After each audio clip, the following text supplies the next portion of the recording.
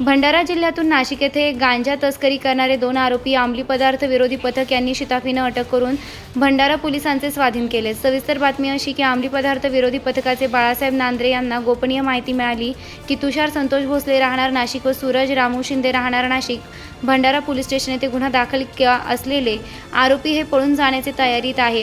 पथकातील अधिकारी व अंमलदारांनी स्वतःचे कौशल्य वापरून शिताफीनं यांना अटक केली। यांच्यावर भंडारा जिल्ह्यात गुन्हे दाखल होते आणि त्यांच्याकडून XUV 700 चारचाकी वाहनासह ताब्यात घेऊन पुढील कारवाईकरिता भंडारा पोलिसांच्या ताब्यात देण्यात आलं।